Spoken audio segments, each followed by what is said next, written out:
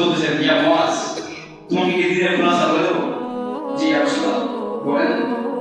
কোন রাসূল তার জিহ্বাটাকে বার করতেছেন এইভাবে আর দেখাচ্ছেন ইয়া মুআজ তোমার জিহ্বাটাকে কন্ট্রোল করিও, তোমার এই জিহ্বাটাকে কন্ট্রোল করিও, কারণ এই জিহ্ব দিয়ে সম্ভব ভাইয়ের মধ্যে ভাইয়ের দ্বন্দ্ব লাগানো, এই জিহ্ব দিয়ে সম্ভব ওই ভাইয়ের মধ্যে দ্বন্দ্বকে মীমাংস করা, এই জিহ্ব দিয়ে সম্ভব পিতার মধ্যে পিতার দ্বন্দ্ব লাগানো, এই জিহ্ব দিয়ে সম্ভব সমাজের মধ্যে আগুন ধরানো, পরিবর্তনের আগুন ধরানো।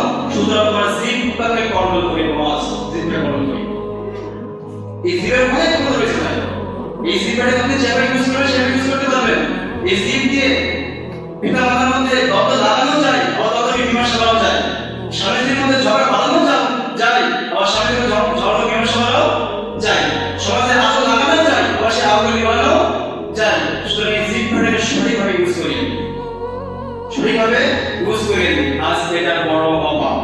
সমাজে হাজার নামাজি পেয়ে যাবেন, হাজারটা দাবি পেয়ে যাবেন, হাজারটা হাজি পেয়ে যাবেন, কিন্তু জিহ্বাকে হেফাজত করার ব্যক্তি লাখে একটা হবে না,